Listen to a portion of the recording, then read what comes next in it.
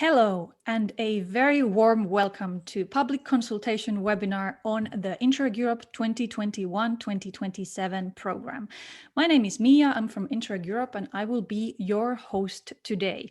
In the next 90 minutes or so, we are going to go through the future program, the key principles of it, some of the strategic aspects, and the aim is to give you an idea of what is coming and start gathering your inputs and your comments on what will happen in the next program. The purpose of this meeting, and I want to stress this in the very beginning, is indeed to contribute to our public consultation, which is ongoing. There is a survey that you can fill in with your inputs, with your remarks, with your comments, and we do want to hear from you. Today, we want to present some of the key highlights and answer to some of your questions so that we can clarify some of the key concepts and ideas behind the strategy of the program. We won't be discussing an upcoming call or project applications just yet, but the time will come. So stay tuned. We do have some updates about that towards the end of today's webinar. So do stay with us. In the next 90 minutes, we will have some speakers from the program, from the European Commission, the experts working on our draft program, and you will also have a chance to have your say. A few housekeeping notes before we dive any deeper.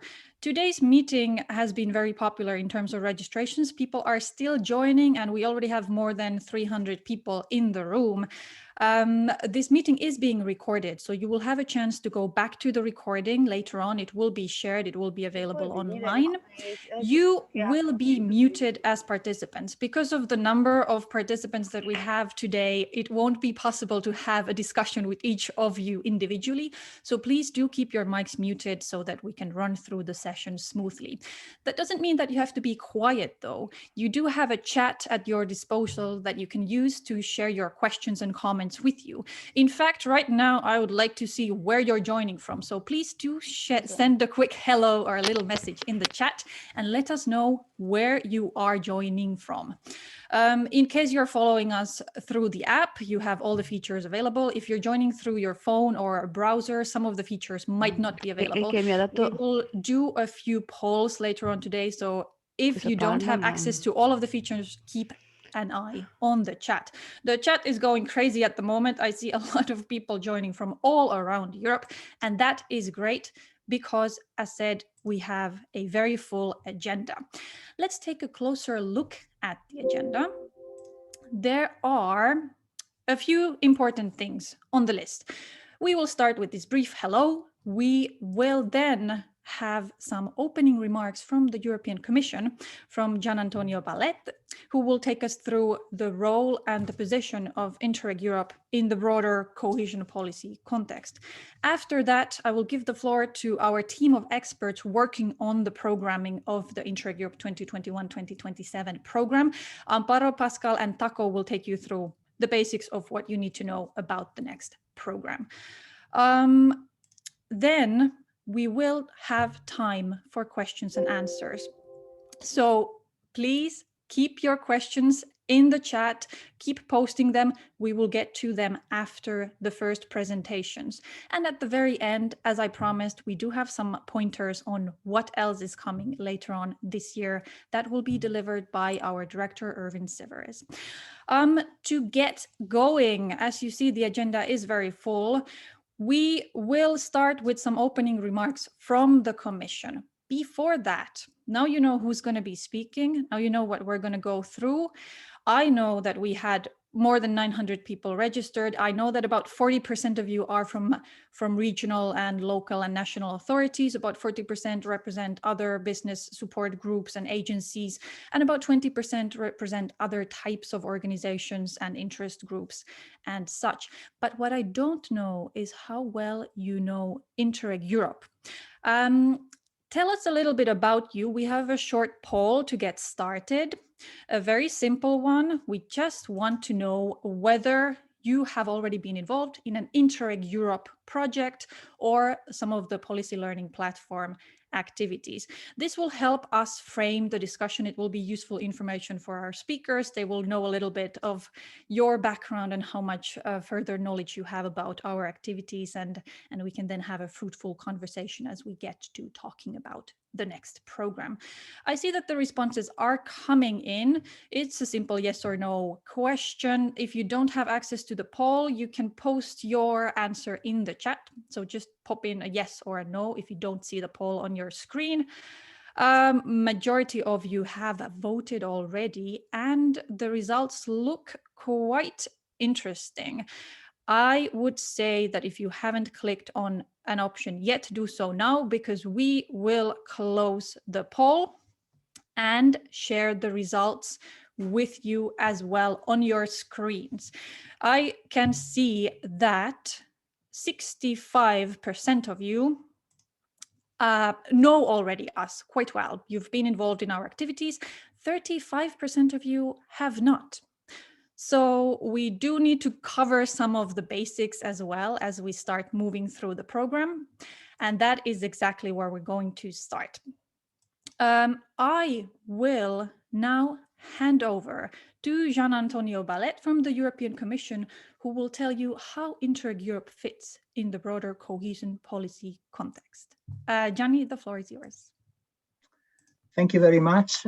Thank you, everybody. And I'm really happy to be with you today and to introduce the webinar where we will all discover, well, you will discover in particular the new program 21-27, the new Interreg Europe program. As Miia said, my name is Giannantonio Ballette. I am the desk officer of Interreg Europe in DG Regional and Urban Policy here in Brussels. And let me tell you that it was a real pleasure for me to accompany the impressive work that was done by the so-called programming committee, meaning by the representative of the 27 EU member states plus Norway and Switzerland.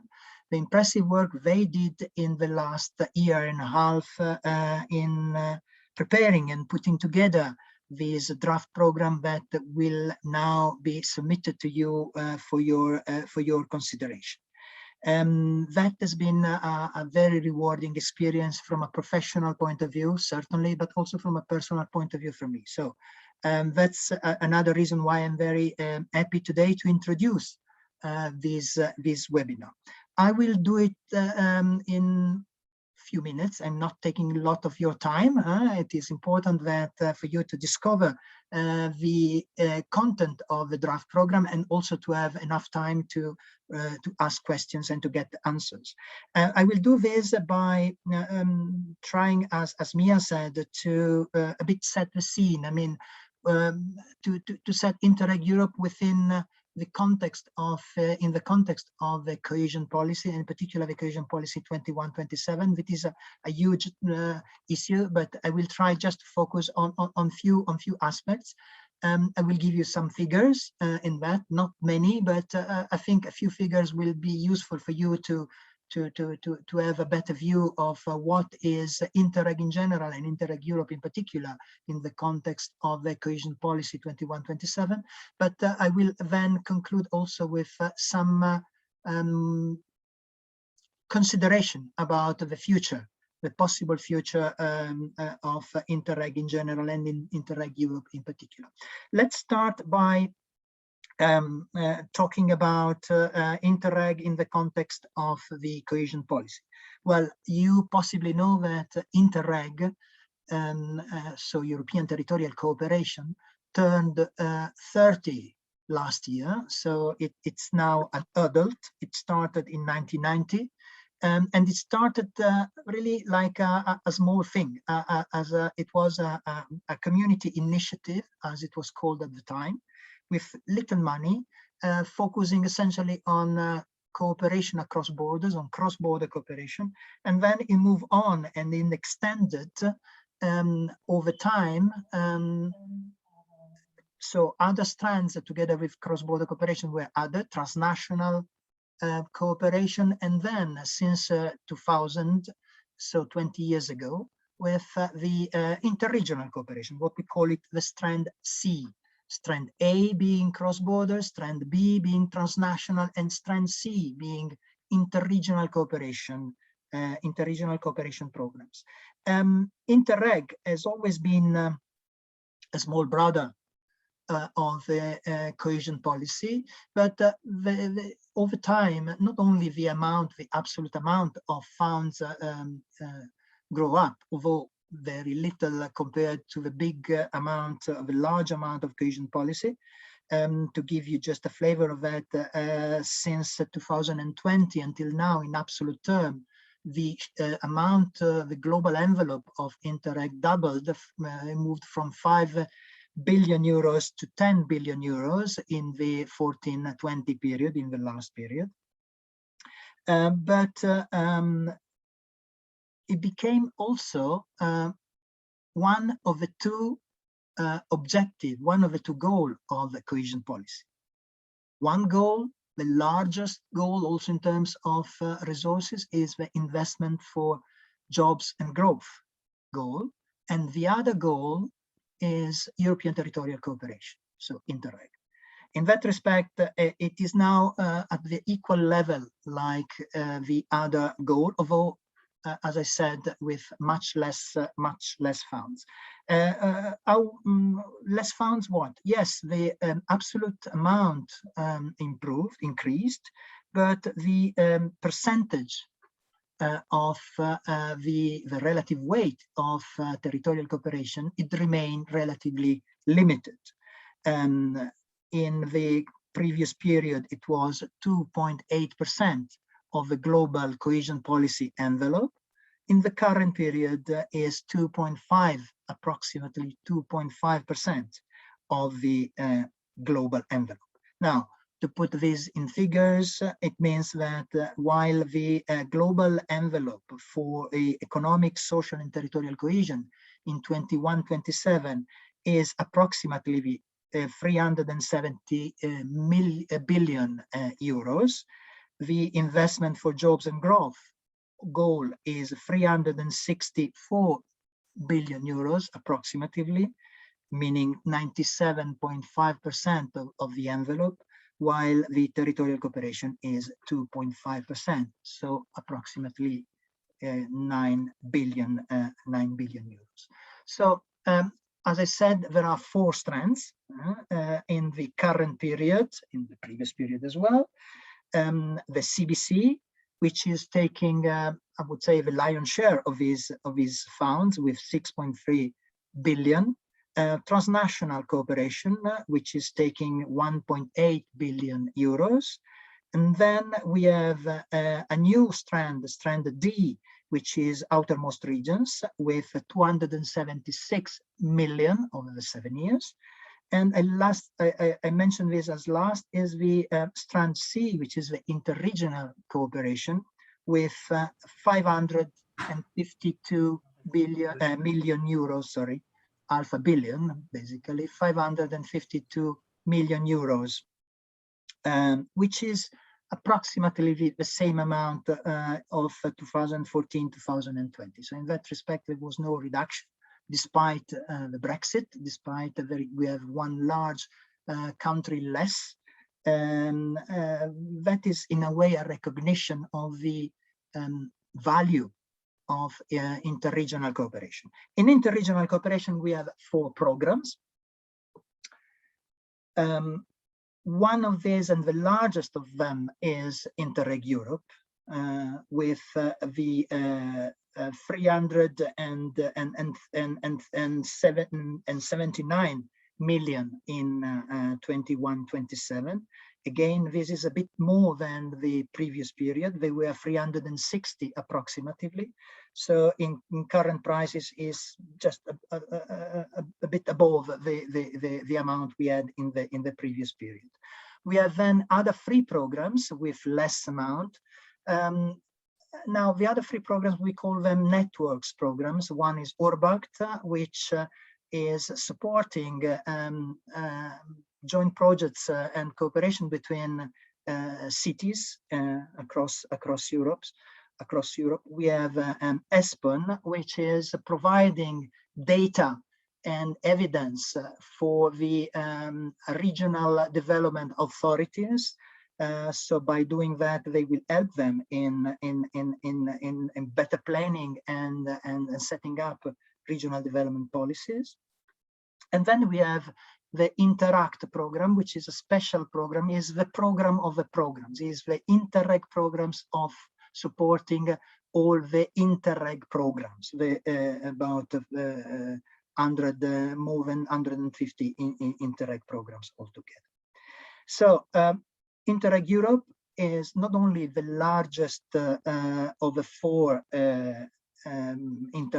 interregional programs in terms of funds, but is also possibly one of the largest, let's say, at the end of the year, when we will have exact figures of all Interreg programs, is possibly one of the largest program of the Interreg family. In the previous period, it was the 2nd largest program of the Interreg family. The largest one was the transnational program Central Europe. Having said that, just another few words quickly about the Interreg Europe. So I already said that is part of the interregional strand, 20 years old, is now at the 4th, this is the 4th generation of the interregional programs. This is the 4th generation of Interreg Europe. And they all have the same characteristics over these 4 periods. So they are pan-European. There are the only Interreg programs that cover the entire EU. And in this specific case, also Switzerland and Norway are participating. They are aiming all the interregional programs at developing, at helping and improving the regional development policies. And that is particularly true for Interreg Europe. They are dedicated to capacity building. Now let's turn at the current program. You will learn much more in the presentation that the experts who were the drafter of the program will do after me. But I would like just to mention the mission, and here I'm quoting the Article 5 of the regulation, the mission of the Interreg Europe program, which is the exchange of experiences, innovative approaches, and capacity building in relation to the identification, dissemination, and transfer of good practices into regional development policies, including investment for jobs and growth goals. So in doing that, Interreg Europe will help local, regional, national authorities to improve their regional development policies. And this improvement will take place through exchange of experience, transfer of knowledge, and at the end of the day, through improving and increasing capacity of those authorities deemed to implement regional policies in the across the EU at the regional and local level in particular. So in a way, we can say that Interreg Europe is helping the other goal, which is the investment for growth and jobs. So is helping cohesion policy to be more effective, is helping the national and regional programs which are implemented through the goal investment for growth and jobs to be more effective, to deliver better results, and doing that by cooperating, by in a way getting out for the silos in which sometimes those programs are operating, are working. And then turning a bit on the future. We have seen that Interreg from a simple community initiative became one of the 2 goals of the cohesion policy. And in that Interreg demonstrate the capacity of cooperation, demonstrate the added value of cooperation, demonstrate that through cooperation, the regional policies could become more effective, could could reach a better goal, and could, in a way, tackle problems and size opportunities that the regions cannot take and tackle in isolation, or they cannot take in isolation at the same level of efficiency that by doing this through exchanging experience and improving capacity.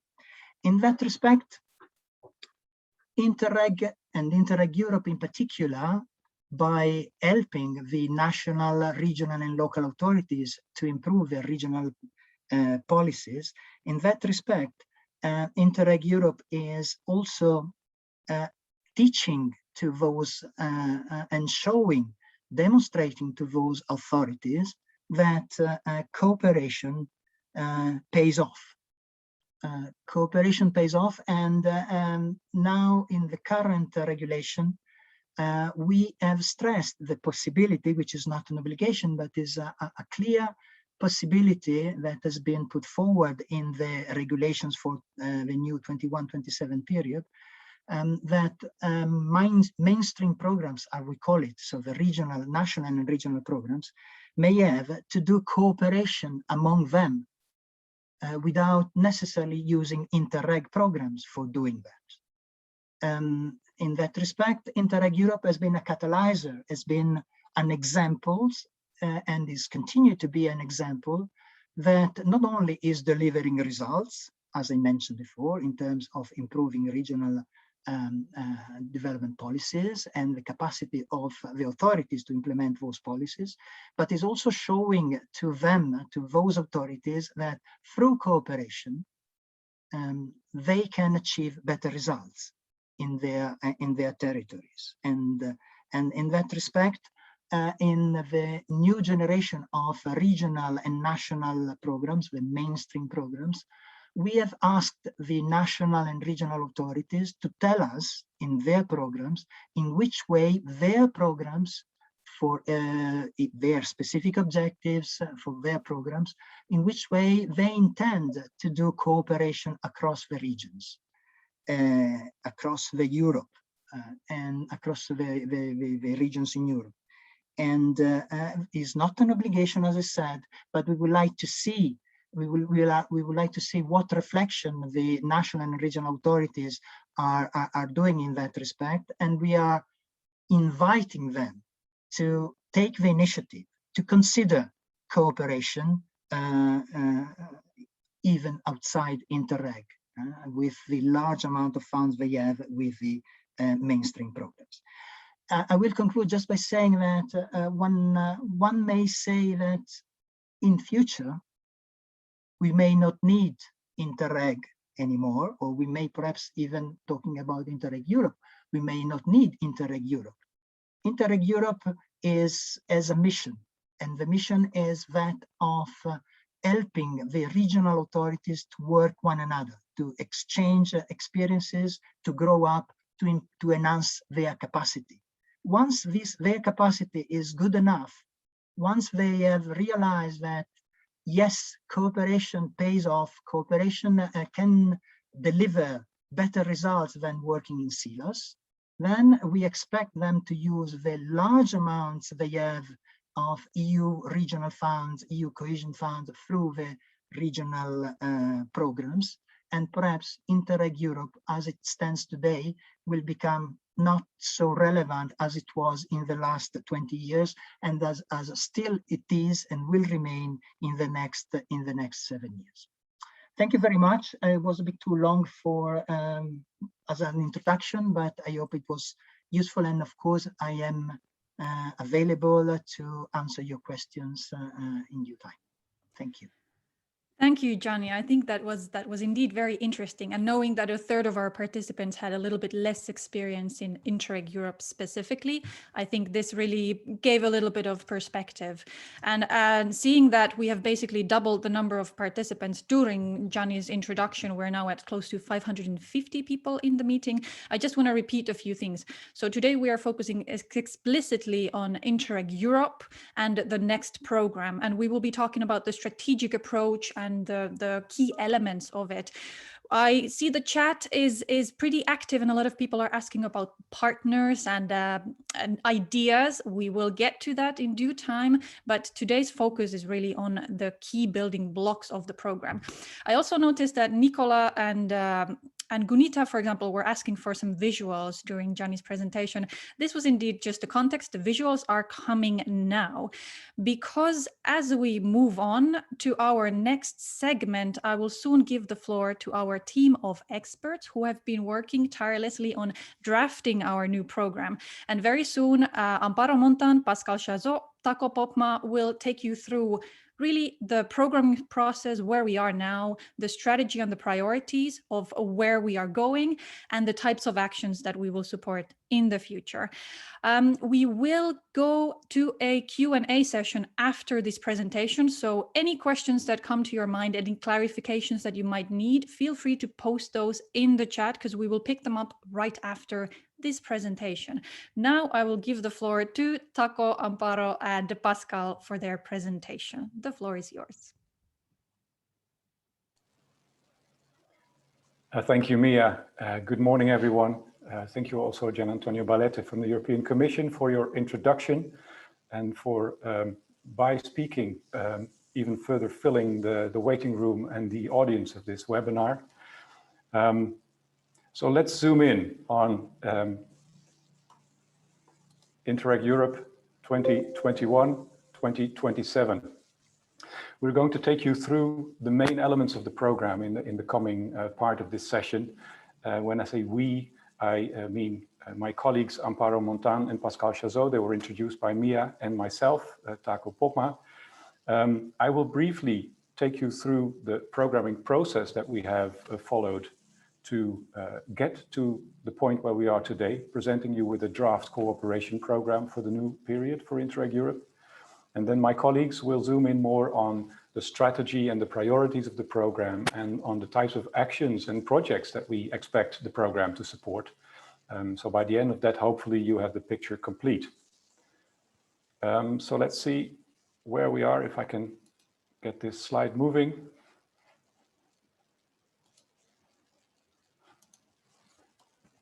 Which I can't. Could somebody please take over the, yeah, exactly, perfect. So what happened in the period leading up to today? Over the last year and a half almost, starting in the end of 2019, the preparation of this new program took place in a number of steps. A programming committee was formed by the partner states, and by partner states we always mean the 27 member states of the European Union, plus our partner states Switzerland and Norway, who are participating fully in this cooperation program with the member states. And this committee was tasked with setting out the course for the new programming period for Interreg Europe, for interregional cooperation.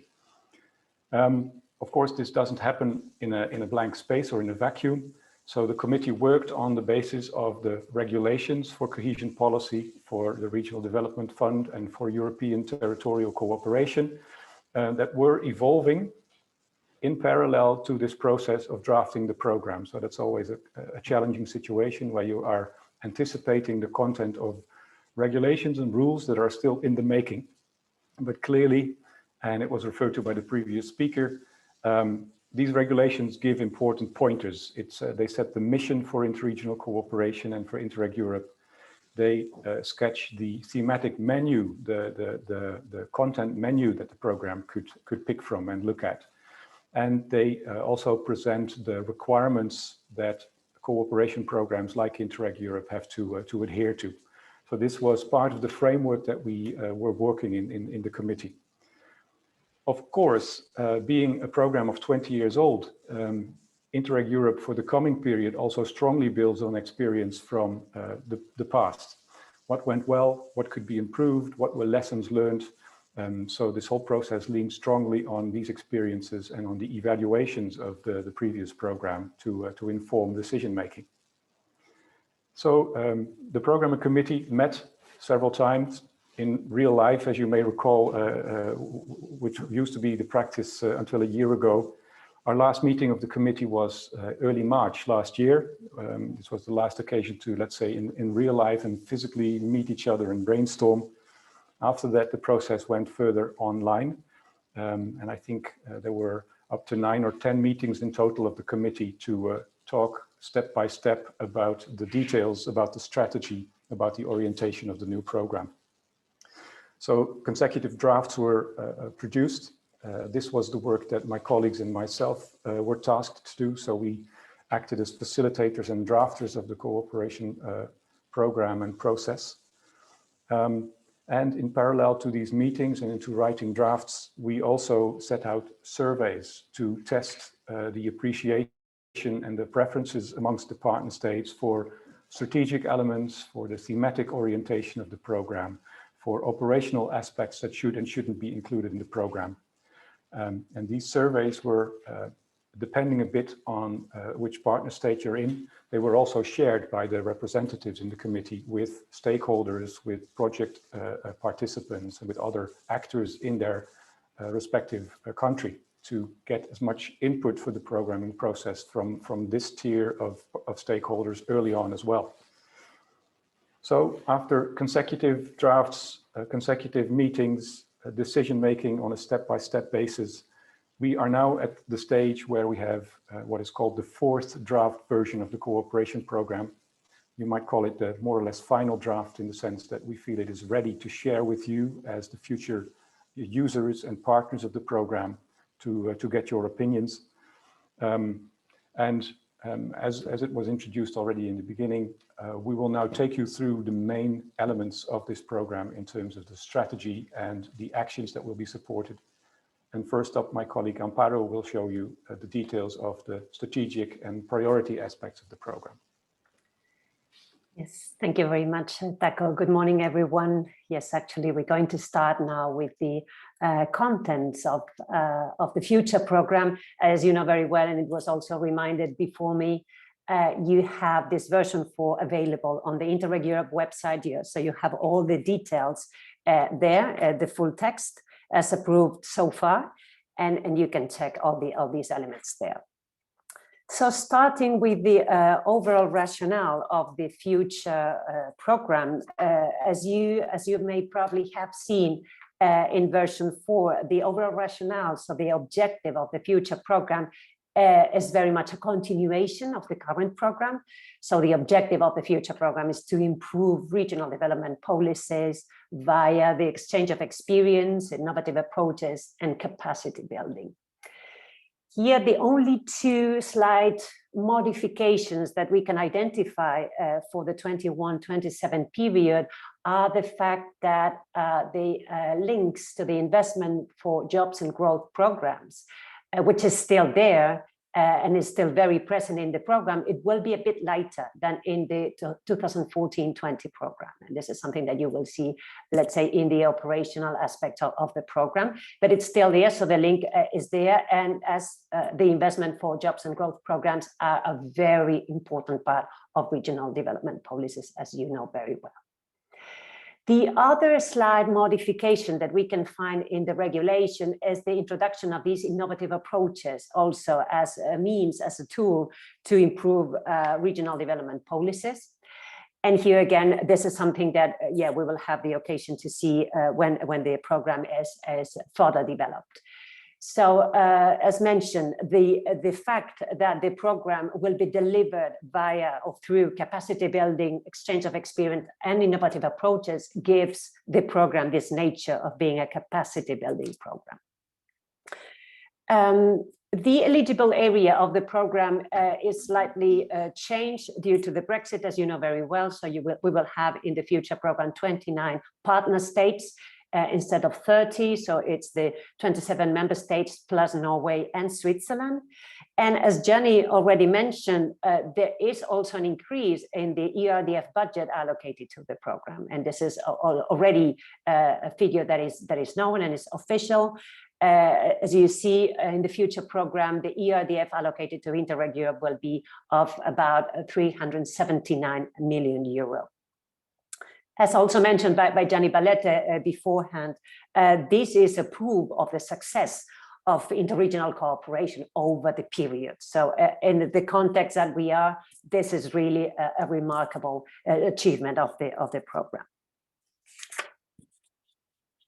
If we continue with the focus of the future program, we would like to give you here a kind of an overview and a comparison of what the program looks like in the current period, so in 2014-20, and in the future period. And if you see it here on the left-hand side, the current program is structured around 4 thematic priorities, as you know very well, or the majority of you know. And the future program will be structured only around the capacity building priority. So there will be only one priority in the program, dealing specifically on capacity building. But the good news for the beneficiaries is that this capacity building, this exchange of experience and innovative approaches can refer to a very wide range of topics, of themes. And these topics are the topics covered in the 5 policy objectives of the regulation, plus the Interreg specific objective dealing with governance. So as you see, the thematic menu will be much wider for the beneficiaries, but the main focus is the capacity building aspect. Yes, if we continue with the structure, so the structure, what you will see or what you have seen in the Interreg program document that is available online is that the structure of the program is built around the Interreg specific objective 1, so the ISO 1, so the so-called ISO 1 objective, which is referring to a better cooperation governance. And below it, the specific objectives selected for the future program will be to enhance the institutional capacity of public authorities and relevant stakeholders. So as you can see, these priority and specific objectives refer very much to the objective and focus that we have previously presented. As you can imagine, also the results that you will find in the Interreg Europe program document and also in the further developments, the results are very much also linked to this capacity building aspect. And what is expected from the project and the PLP is that the types of results are very much related to the increase of capacity to improve regional policies. So this is a very important message for you to keep and for beneficiaries and users of the PLP in the future. The program, as mentioned, is focused on ISO 1, so better cooperation governance. And as mentioned, you will have a thematic menu that is very wide.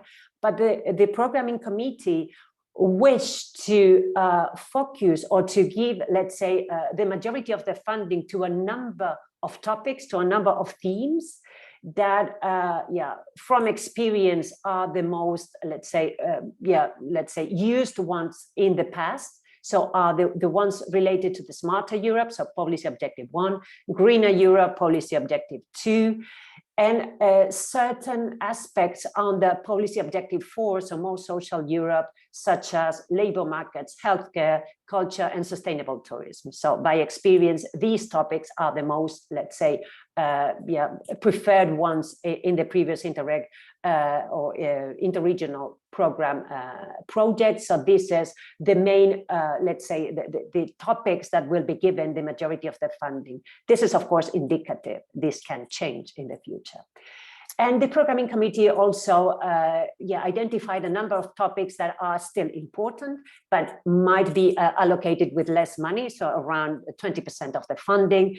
And these are the topics connected to PO3, so more connected Europe, Europe closer to citizens, so PO5, and certain aspects on the more social Europe, which are education, social inclusion, and integration of third country nationals. And as mentioned, this is indicative. Things may change as the program is implemented and as decisions take place over the coming years. All these previous reflections have a clear, of course, impact on the identification of the target groups, and the core target groups will be the ones, of course, responsible for policy implementation. So as we want to improve policy, regional policy, the target groups will be mainly national, regional, local authorities, and also other bodies that are responsible for regional development policies. So these are the core target groups. But there are also other target groups that can be relevant to regional development policies. And these are, for example, the business support organizations, environmental organizations, educational research institutes, etc. So the idea behind is that the policy responsible organizations are fully involved in the future projects and are drivers of their cooperation inside the projects. And of course, they are also fully involved in the PLP activities. So this is the main idea behind this core target group classification. Of course, as you know very well, the Interreg Europe projects have stakeholder groups, and under these stakeholder groups, the projects and the partners can identify also these target groups, of course, but also additional ones like relevant SMEs that can be involved in other organizations that are meaningful for the topic, and the capacity building activities that are in the project. And this is also closely related to the eligible beneficiaries for the future program. And here there are no changes as compared to the 2014-20. So you have public authorities, bodies governed by public law, and private non-profit bodies. The element that we would like to highlight today is the fact that the co-financing rate for the public authorities and bodies governed by public law will be of 80%. And the co-financing rate for private non-profit bodies will be of 70%. And now I would like to give the floor to my colleague Pascal Chazaud, who will take the rest of the elements of our presentation. Thank you. Thank you, Amparo. Good morning to everyone. Yes, I will continue with the next slide. If I can have the control. Okay. Yeah, thanks. Okay, now that we have the overview of the program, the strategy and the priorities, so we have the general framework. The question now is how to reach the objective assigned to the new program. So this is via the types of actions, and there is no fundamental change in the way to achieve the program objectives, with two types of actions, as you can see on screen, which are the two pillars of the current program, but also for the next programming period 21-27, namely interregional cooperation projects, which objective is to improve through exchange of experience the implementation of regional development policies of the participating regions. And the second pillar is the policy learning platform, PLP, let's say the capitalization tool of the program, with policy experts and a range of services that are offered to any interested region in Europe. The main objective is to facilitate policy learning and capitalization of the regional policy good practices on an ongoing basis. The idea is to ensure that any interested region can benefit from the program, because, of course, even if the project represents the bulk of the budget of the program, nevertheless, there is not enough, let's say, funding for all regions in Europe. So PLP is also a way to scale up the lesson learned and the good practice that exist across Europe. What has to be noticed also is there is a different intensity of cooperation between the two types of action that still complement each other. For those of you who are familiar with interregional cooperation project, you know that there is a high intensity of cooperation. The demand is high, and also the expectations in terms of results. Oof. Yeah, this one. Yeah. Now, for those of you, approximately 1/3, who are not so familiar with Interreg Europe, interregional cooperation, this visual gives an insight of the intervention logic, as you can see, from shared needs to the improvement of policies achieved thanks to the inspiration gained and lesson learned from the cooperation. So in this route, you can see that there is a green flag, which is the objective of any project, improvement of the addressed policies in each participating region. Just to explain it in a bit more details, we start with a partnership, usually between 5 and 10 institutions from different regions in Europe. And they share their needs and those who are in common. And they have to, let's say, find new solutions in a specific thematic area, for instance, public transport or any other, to improve their own policy. How they are going to do that? First, they have to identify very clearly a policy instrument, which is a means for public intervention, a strategy, a law, a policy from a structural fund program, for instance, or any other regional or local policy. And this is through the learning via study visits, thematic workshops, peer reviews, etc., that they will be able to increase their capacity of the partners and the stakeholders. So it is clearly in a project at the organizational level that the program expects that there will be an increase. Unlike in the policy learning platform that I presented before, where the learning is more at the individual level. So the expectations are lower in the PLP. But they are quite demanding in the project, improved capacity at organizational level in order to improve the policy the policy instrument that was selected at the beginning. The territorial effects in the end are things that can be, let's say, measured in the final phase of the project that I'm going to describe right after. Yeah, now if we make a comparison between what the vast majority of you already know, the current period, 2014-2020, you see which are the key features of the project on the left-hand side. And on the right-hand side, you have the main elements for the new program. So what can we say? Well, a couple of elements. First, there is a lighter focus on structural fund programs. You know, for most of you, that in the current program, at least 50% of policy instruments should be related to structural fund programs. In the future, only one policy instrument per project must be a structural fund program.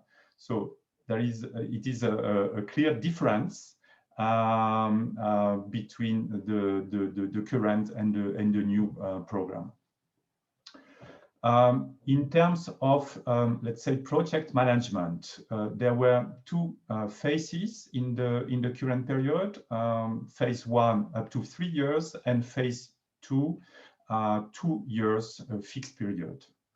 In the future program, it will be more or less the same, two phases, but nevertheless, there are some slight differences that need to be mentioned. So they will be renamed first, the core phase and the follow-up phase. The core phase would be, again, up to 3 years, while the follow-up phase will be 1 year fixed. So not 2 years, but only 1 year. And the whole programming or the whole period, sorry, for the project, core phase plus follow-up phase, will be a time for reporting policy changes. So it will be done during the whole period.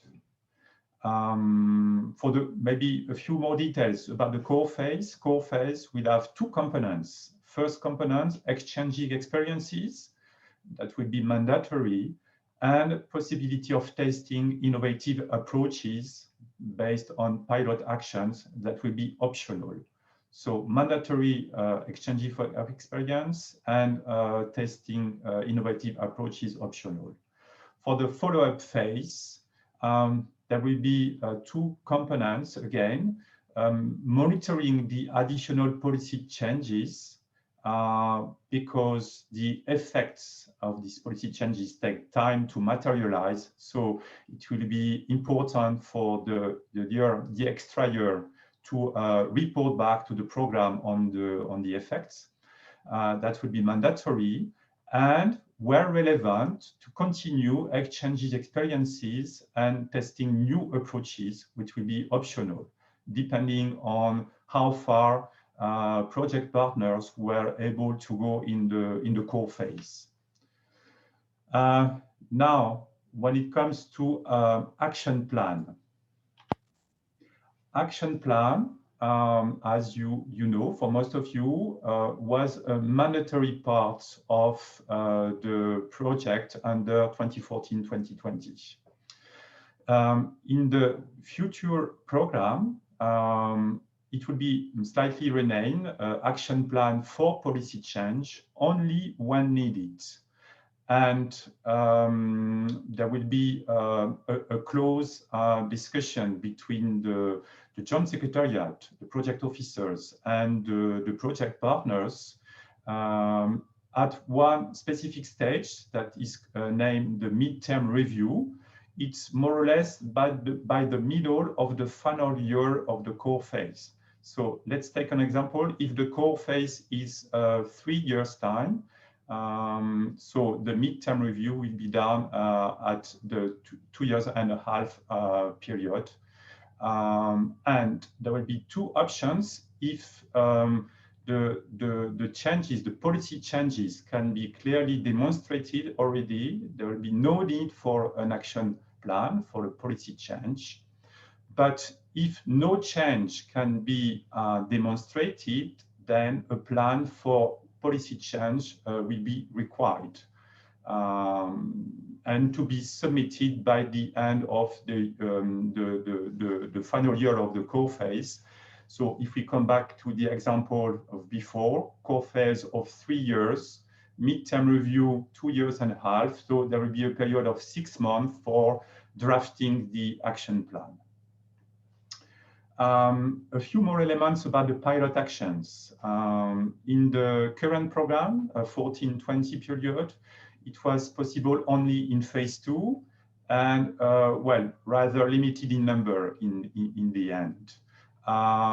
While for the next programming period, as it is something that is strongly encouraged by most of the partner states, pilot actions could be possible from the start.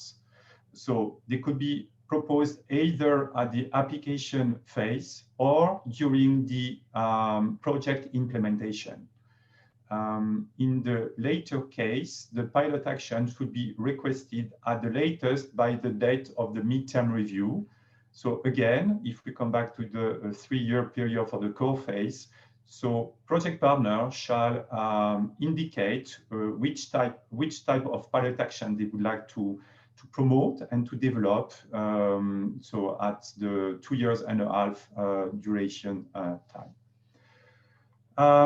Well, Final point about stakeholder groups.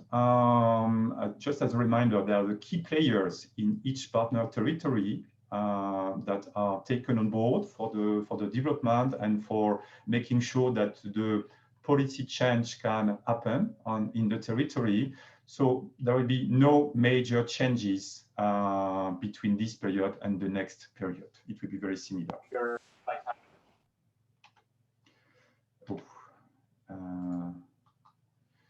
Yeah, now a few words about the platform. Platform, as you well can see, can visualize, there are no major changes. The idea is to build on the current experience and successes of the platform. And you can see there are 4 main services: the good practice database, which is a repository of implemented solutions across Europe; community of peers, which is a database of people interested or working in regional development policies with network and meetings. The 4th service, expert policy support, which is a tailor-made assistance, especially with the peer reviews, help desks. And finally, the knowledge hub, with policy brief and news produced by the different policy experts. So as it was said before, the learning platform, policy learning platform, can be seen as an accelerator for the rollout of the good practices among European regions. Maybe important to mention that the text of the program remains open. Valuable ideas for additional services are still welcome, and you can share your thoughts via the online survey. And these thoughts are, of course, welcome to see if there is a need to develop or to specify the current services.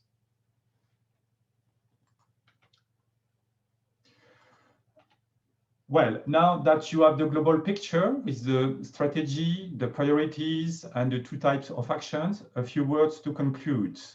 So there is no revolution. Interreg Europe 21-27 will not bring any big revolution, since all key features will remain.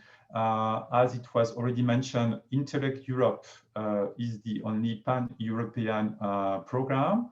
Strategic focus is still on improving regional development policies and taking on board the policy responsible organizations as core target group. And Interreg Europe keeps the way to achieve this objective through capacity building and exchange of experience. But there is a but. There are a few evolutions that should be noted. So one single priority in the program, as it was presented by Amparo before. So to better reflect the core nature of the program, which is on capacity building, and the scope of the program is enlarged. Potentially any subject of the cohesion policy can be addressed. Also, what should be noticed, a lighter focus on structural funds. As I said before, only one on the policy instrument or one only one policy instrument should refer to structural funds. Learning by doing is facilitated. There will be more possibility to propose pilot action from the start if duly justified and according to certain conditions that are not properly described in the draft program, but will be further defined in the program manual and explained to you in due time. And the platform services open to further development, as I said before. So all this means increased opportunities for EU regions and you as potential beneficiaries. So thank you for your attention. I give back the floor to Miia, and we are at your disposal for the Q&A session later on. Thank you. Thank you, Pascal. Thank you, Tako. Thank you, Amparo. That was a very enlightening presentation. I think it covered quite many of the questions that we got prior to the webinar, but I would ask all of the experts to join me for a little Q&A. We will also ask my colleague Nicolas Singer to join us from the program side so that we can cover as many of your questions as possible. I'm very happy to see a very, very active chat. A lot of people are already interested in looking for partners, sharing their ideas, doing all that. I just want to repeat, as happy as I am to see all of that, we will store those, but today's focus is on getting your first inputs and reactions to the strategic side of our program. And if you have any questions or clarifications to what was just presented, these are the questions that we can pick up right now. And as said, we have quite a few. Nico already answered to a few of your questions in the chat. So if you have posted any questions, do keep an eye on the chat as well, because questions are coming in. I'm just bringing all of the speakers here with me. Okay, let us start with a couple of more, let's say, broader level questions. We had, for example, Patricia, who asked about the transition from Interreg Europe to Interreg Europe 2. She was wondering what the name is going to be. So if you could just clarify that and kind of sum up a little bit what we've just heard. What are really the main points of changes and tools in terms of administrative simplification or monitoring of the projects and the expenditure? Is there any info we can give to her on that side? Susanna was also asking about the main differences. So Pascal, I think you summarized it very, very nicely, but if you could just briefly highlight the main things to keep in mind for all of our viewers. Yes, thank you, Miia. Yes, as I said in the last slides of the presentation, I think if we refer to the project, the main difference is the lighter focus on the structural fund programs, which means that while in the current period, project partners were required for at least half of them to select a policy instrument directly linked to their national or regional structural fund program. While in the future, only one of the partners, let's say if we have 8 project partners in the project, only one of them will be requested or required to select a policy instrument linked to a structural fund program. I think this is one of the main differences. Other differences, well, we will still have 2 phases, but nevertheless, project partners will be even more strongly encouraged to produce and to have policy changes during the core phase, the first phase of up to 3 years. So it is a strong encouragement to start as soon as possible to demonstrate that there have been policy changes on the ground in their territory. And for doing so, they will have more possibility to do it by learning by doing with the pilot actions. Possibility to develop pilot actions from the start of the project, so during the first 3 years. So I think these are the key elements for, let's say, the new types of project. But maybe my colleagues or Nicolas maybe would like to complement, as there are so many elements that need to be noticed and to be emphasized. Yes, Tako.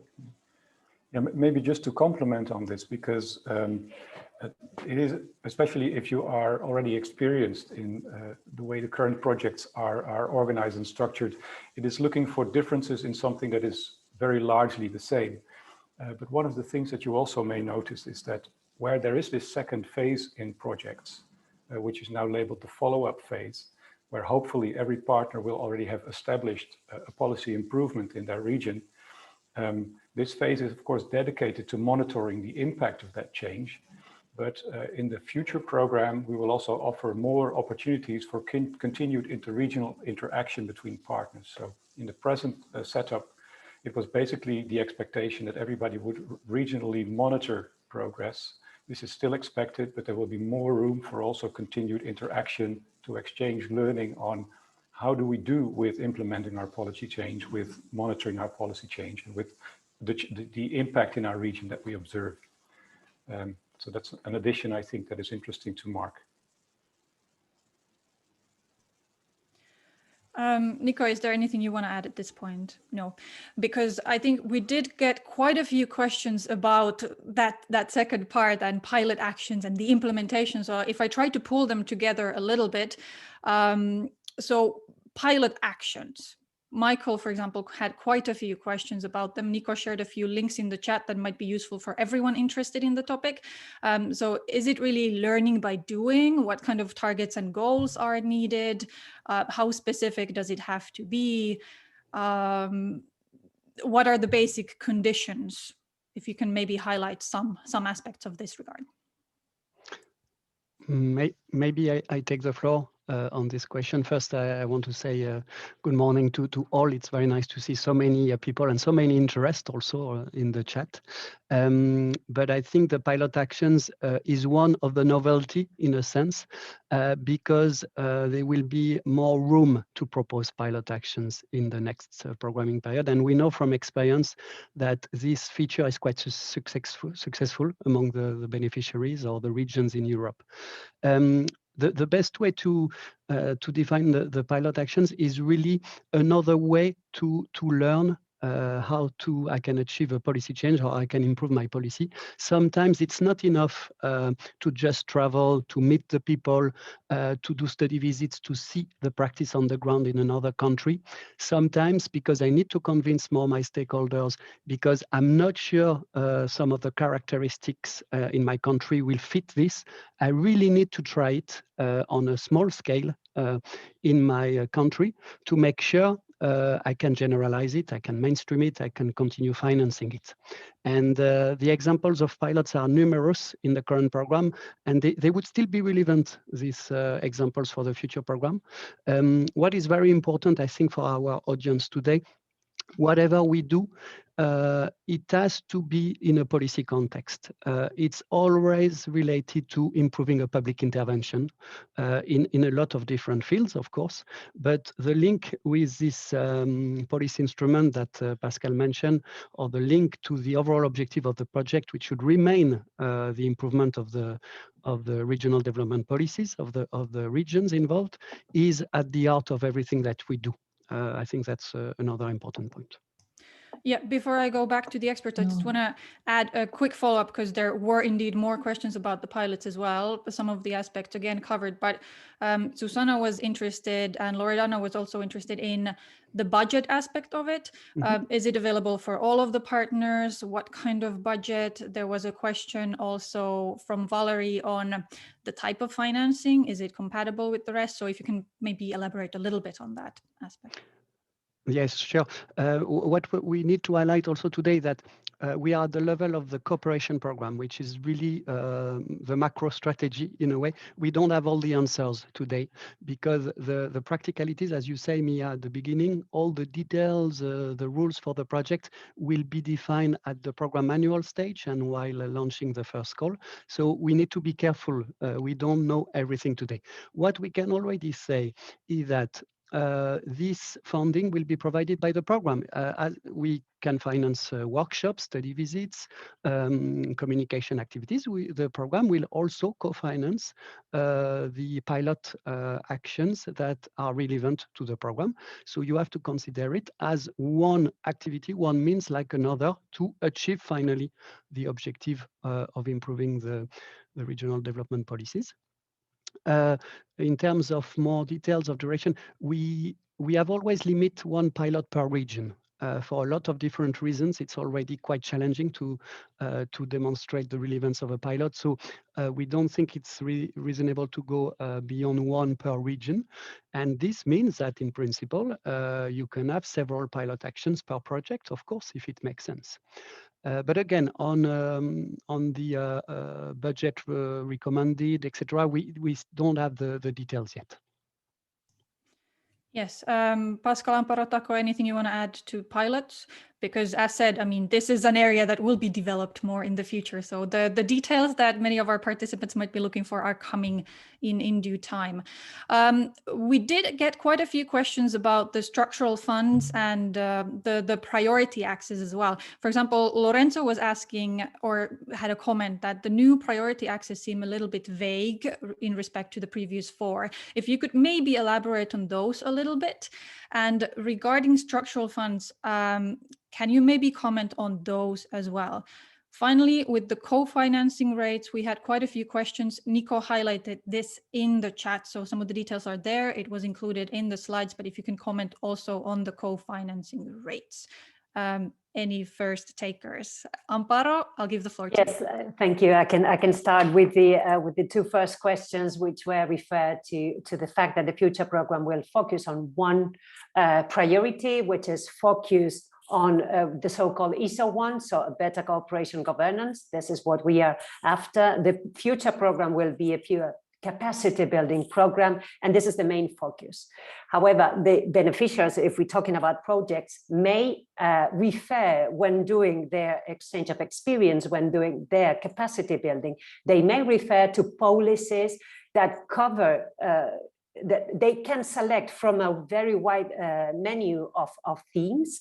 And these menu of themes are the menu or the themes provided in the 5 policy objectives plus the ISO 1. So future project will need to do capacity building and will need to prove that they are doing, they are increasing the capacity of their projects, and they can refer to either digital connectivity, they can relate to energy efficiency, they can relate to any topic that they wish, but the focus is the capacity building. This is the idea of the future program. So that the menu, the possible menu is wider than in the current program. And I don't know if anybody would like to, from the panel would like to add a bit more on this. Nico is waving, so go ahead. Okay, I don't want to be impolite with Tako. No worries.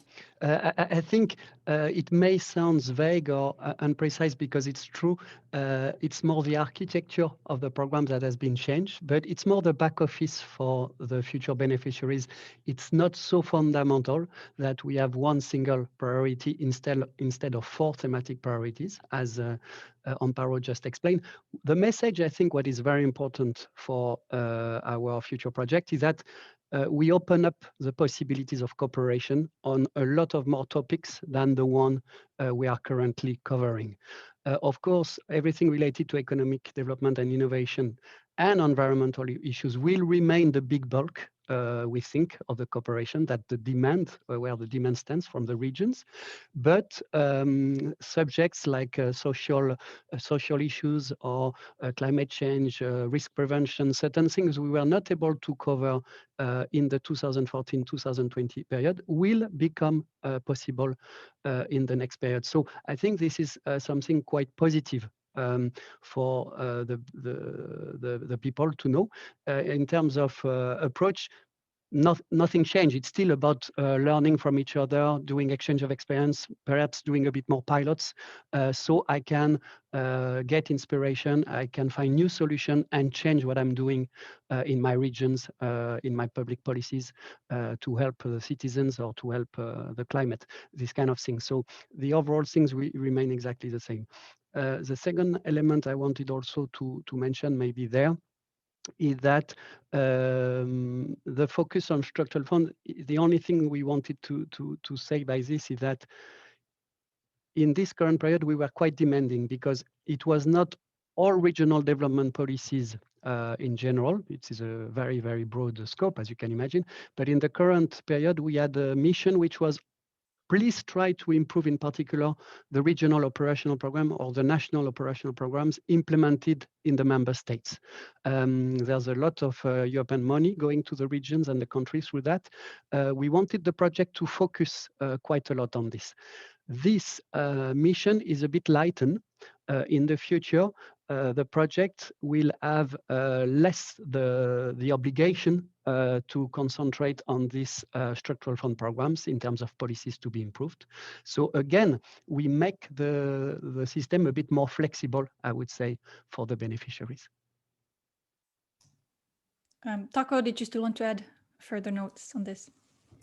It's hardly possible after such a complete answer, but maybe picking up on one of the other questions that you grouped earlier on, Miia, referring to the remarks that were made by several participants about the co-financing rate of the program, just to confirm, maybe there was some confusion in the sense that when we presented this, the slide said nothing changes, which referred to the types of beneficiaries that were eligible and are still eligible. There is no change in that respect for this to be public bodies, public, how do you say, bodies not for profit, and private bodies not for profit. However, the rates that those bodies will be co-financed at are slightly different. So these remarks were correct by the participants. So the rates are down from 85 to 80% for the public and 75 to 70% for the private bodies. Thank you for adding that, because we did indeed get quite a few questions on this. I want to move from the rates into a bit more cross-cutting issues, because we do have quite a few questions on those as well. I'm again going to group a few of them. For instance, Roberta has been asking if there are any provisions for including SDGs, the Sustainable Development Goals, in the projects. Is there a general policy at the level of the program on this? Richard was mentioned that Interreg Europe has supported a lot of smart specialization strategies. Is this going to continue? In what way? Will there be a wider focus over the 6 priority areas? How does this work? And this was also of interest to Roberta as well. Well, let's start with these 2, and I'll pick a few more after that.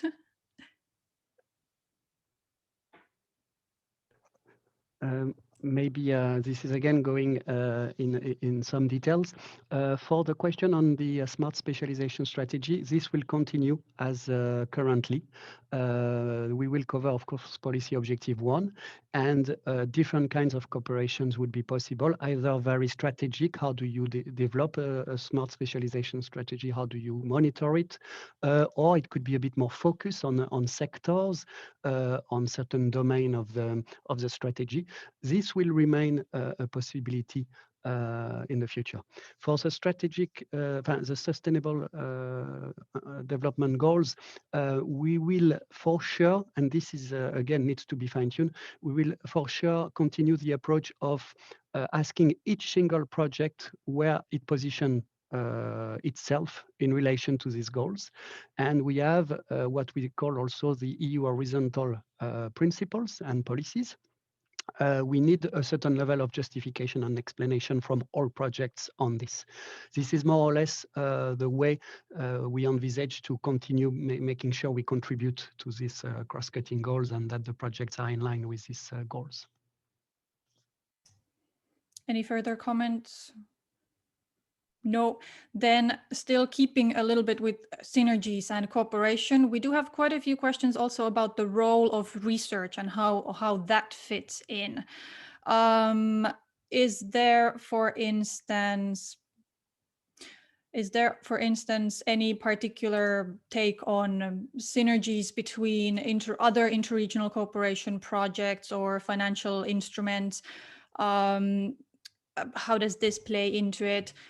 How do the research organizations participate in the projects? Any comments on this?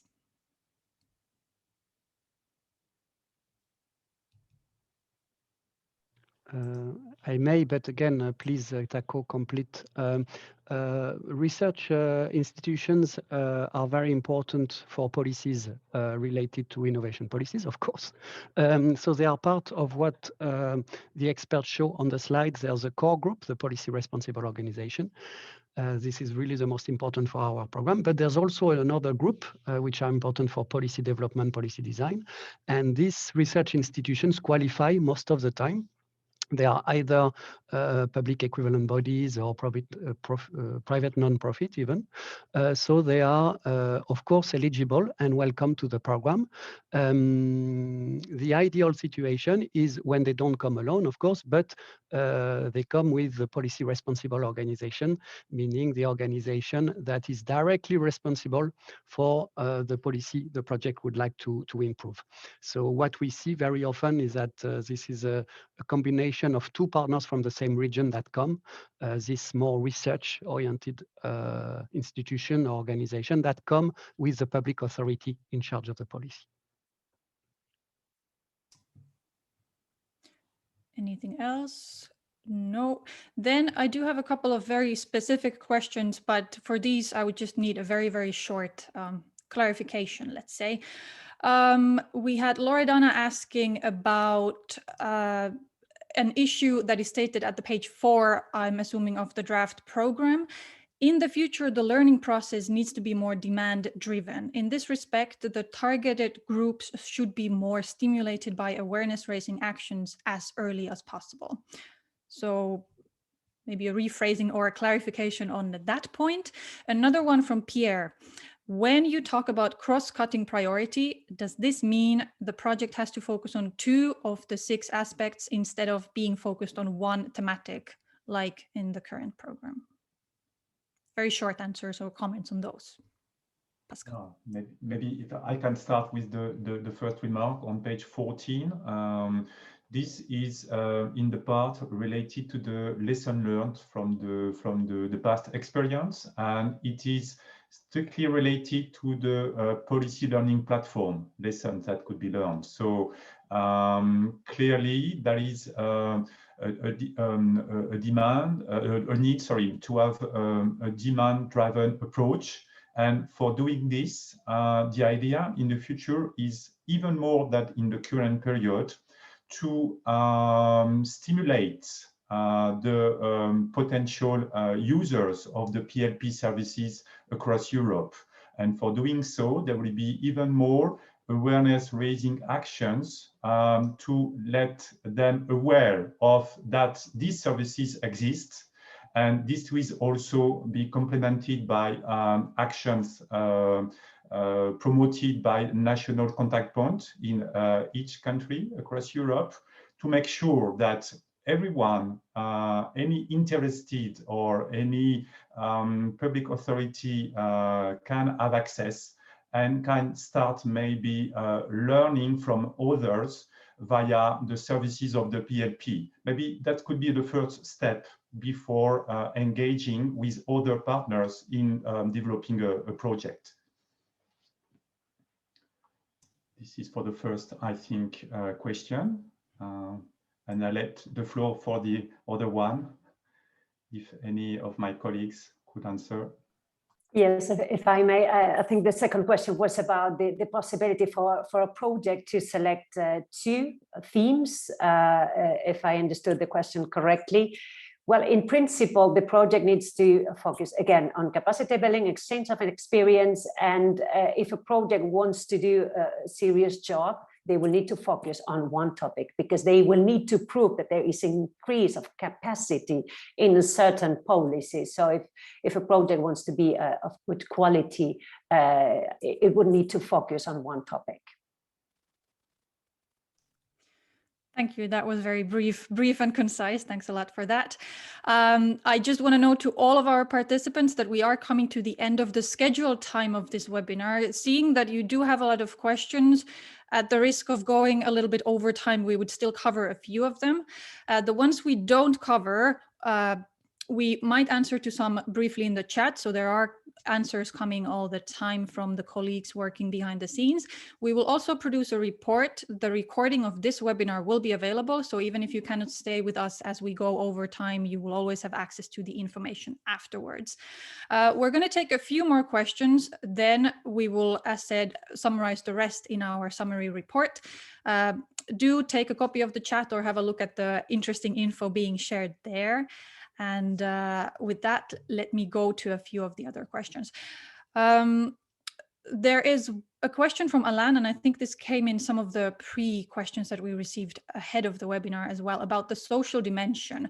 Will the social dimension cover aspects like training of workers or job seekers, vocational training? This is kind of a new area, so I think people would prefer to have a bit more information on what this social dimension includes. It's interesting because I was writing in the chat at the same time while you asked the question, so that's the reason I may take the floor. I think, again, the way the topics, possible topics are defined in this program are very open. So I think we can say without too much risk that training of workers, vocational trainings are of course covered. If it's not under social dimension, it will be under the employment topic of the future program. Again, as long as you remain in this philosophy of this program is about improving regional development policies through capacity building. So in other words, this program will not directly finance trainings of workers of this kind of things. To be 100% clear, we are not cross-border or transnational programs, but we help policymakers to find new solutions to this kind of issues in the regions. But I think we can say, yes, these subjects would be covered. I may just add one very quick point on the cross-cutting. I see this question of cross-cutting coming back over and over again.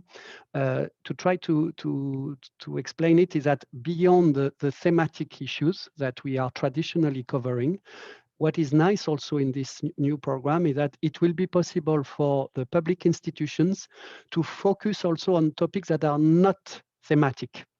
I may give you a very concrete example. How do I do in my regions to deal with irregularities of funds, or how do I do in my regions to manage procurement in general, because this is sometimes an issue in what I'm doing.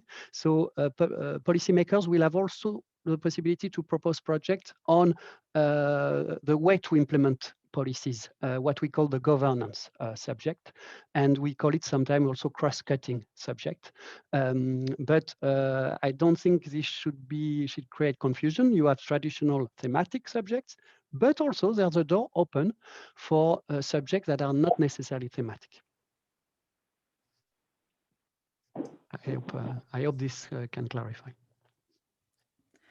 It does for me as well. If ever there's any follow-up question, do post it in the chat. We also had some questions about the geographical coverage, and particularly on outermost regions. Rudy had some questions. Nico answered those in the chat, so anyone interested in that aspect, please have a look at the chat. But since we do have questions about the geographical coverage in general, could you just comment briefly on whether it still will be maintained, and how do we avoid duplication with some other programs? Yes, of course. And again, these rules have not been discussed yet with the partner states, so it's very delicate to have a definite answer today. But I think here we have to distinguish between what we call eligibility rules and recommendation quality assessment in a way.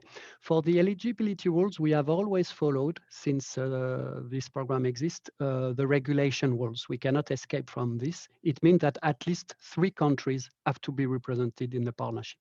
And as long as this is respected, the project can be assessed. But then there is another element in terms of geography, is the fact that there is a strong recommendation in this program for going beyond your traditional cooperation area, which usually are cross-border or transnational. And this makes also the whole added value of Interreg Europe, is to have the possibility to exchange with countries you're not used to cooperate with. So within the selection criteria called quality of partnership, we strongly encourage to go beyond a cross-border area or to go beyond a transnational area. And sometimes in the last call, for instance, the member states have even decided to add a criteria so that different zones of Europe are represented in the partnership, because we were receiving too many transnational projects. This needs to be discussed in the future. And on the specific point of the outermost region, I also want to reassure the person asking that the criteria also take into consideration the territorial characteristics. It's very clear that maybe the real outermost regions have more interest in working together on a very specific issue for them. And anyway, as long as 3 countries are represented, this would be fine. And this could explain why the very strict recommendation to go in north, eastern, south of Europe is not perhaps respected in this very, very particular case. But again, for me, outermost regions are a bit of specific in this context. I don't see any of the experts raising their hand for additional comments, so I take that as a full answer. There is one question that keeps popping up, and that is the first call. I'm not going to raise it to this panel because we have a very special speaker at the very end of the session who will address that question. So anyone interested in the first call or what might be happening next, stay tuned. We're just about to get there. Very, very quick questions. And on this, just a very short answer, seeing that we are already running a little bit late. We had some topical questions on possibilities to combine renewable energies and ecosystem services in a new program. Are there any synergies? Also, people were asking about the possibilities to work on climate change mitigation and adaptation. So any comments on that thematic area would be very welcome. We also had some questions on the capacity building side and how far it stretches in terms of training and building of these capacities. How is the impact measured, or is there any information that we can give on the kind of actionable side of this yet? Tako, I'll let you start. Yeah, maybe I can start with the first question that you introduced about projects addressing topics that are separate but related. For instance, renewable energies and ecosystem services. We could name many other examples. The approach will be as follows. We propose in the cooperation program at present that every project, every application that is proposed identifies one main thematic area of intervention. I think it was previously said, if you want to make an impact, you need to have focus as well. So we expect projects to be precise in the policy arena that they address.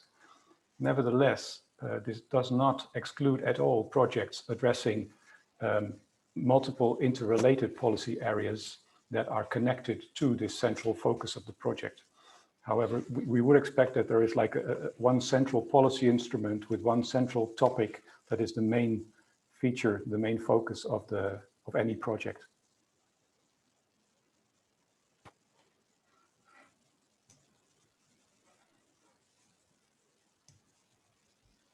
Nico, I see you want to comment on capacity building, or? Yes, so I don't have nothing to add on Tako. I think Amparo also highlighted this importance of focusing on a specific subject, even if these subjects can have impact or it can be interlinked with a lot of other subjects, but it's very important to be focused when you propose a project.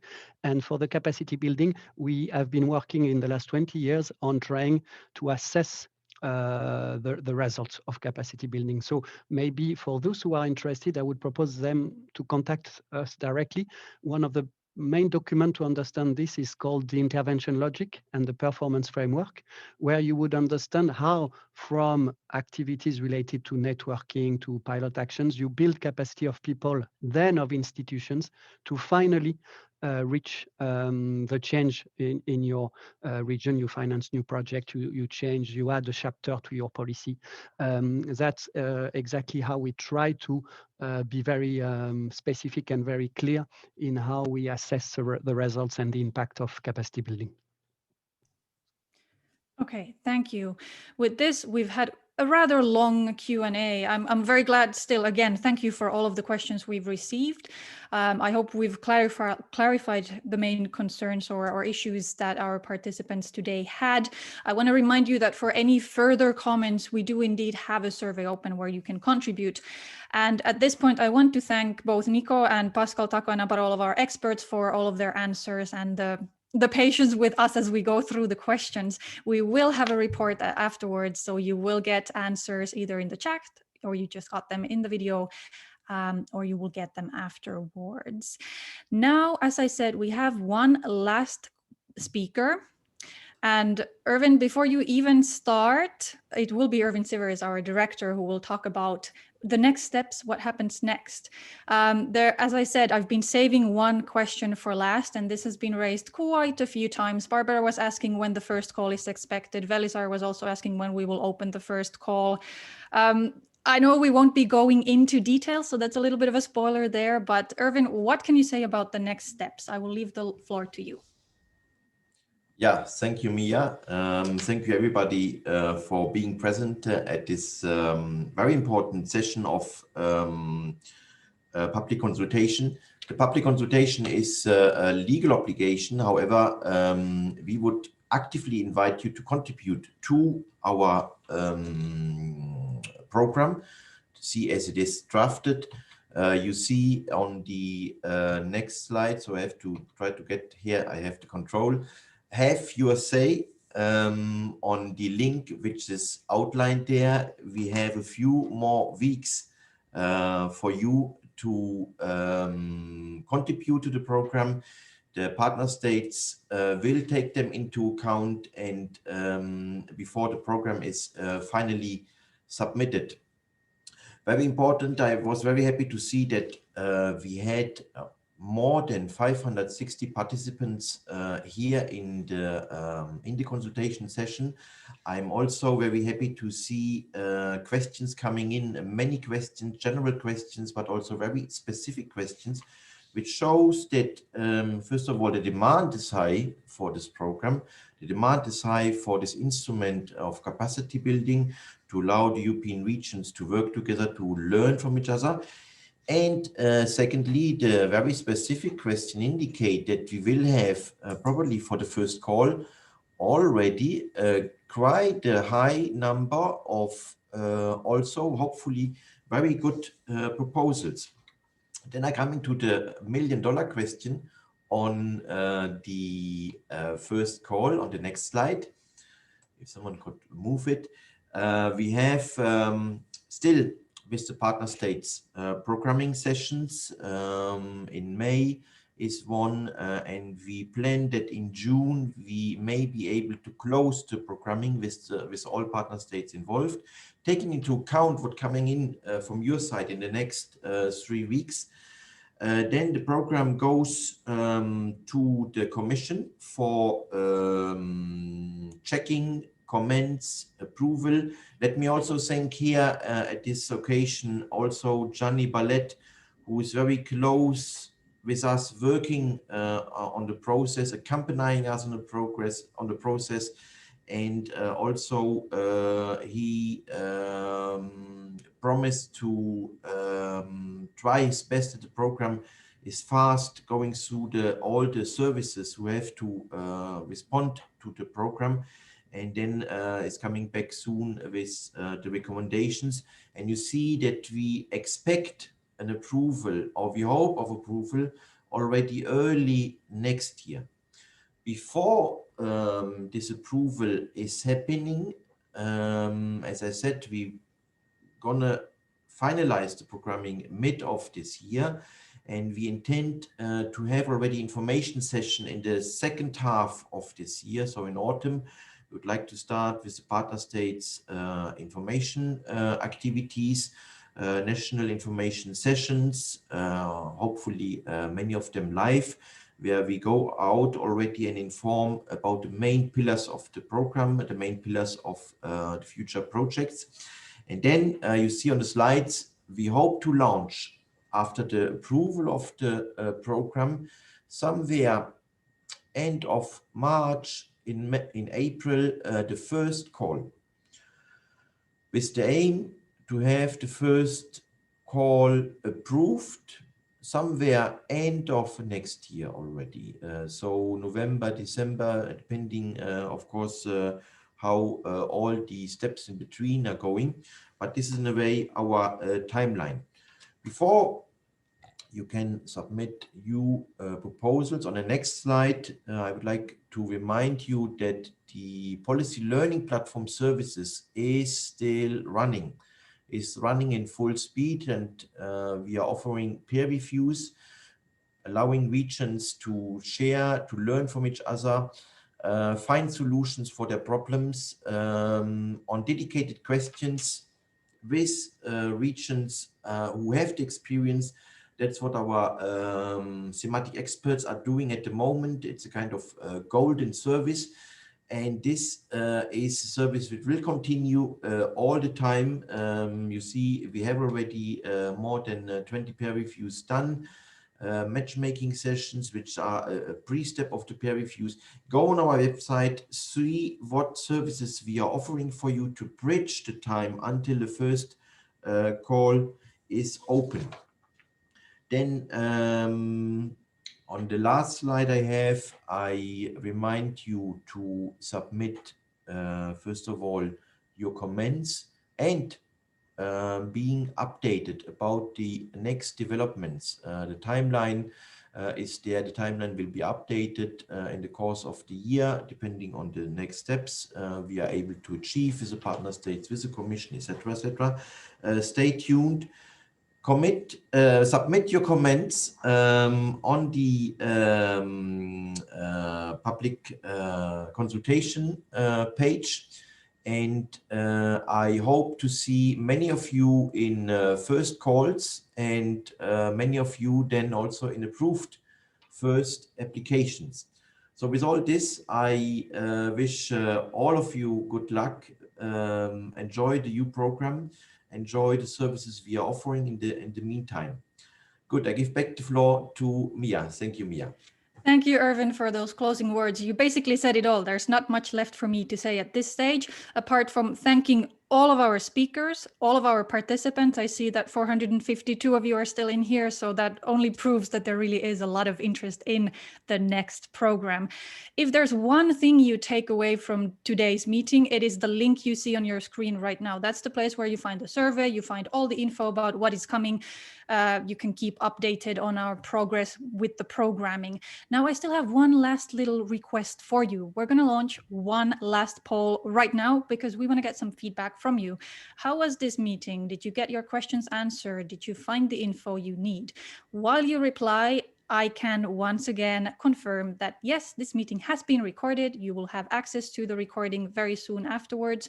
We will also produce a follow-up report and address some of the most often raised questions and the big highlights there. Take a last look at the chat before you leave, because a lot of information has been posted there. You find all the useful links, a lot of answers to specific questions, and everything else will be on that future page. So save the link, stay tuned. Send us your answers. I'll give you a few more seconds because I see half of you voted, and I would really like to see that percentage go up a little bit higher. So do take the time to tell us what you thought about this webinar, how informative you found it, and whether you got your questions answered. Any additional comments, or if you don't see the poll, you can also pop that in the chat. Otherwise, I will leave the poll running. Thank you once again for joining, and hope to see you very, very soon when we get to actually talking about those partner search and project ideas. That time is coming. Until then, have a good day.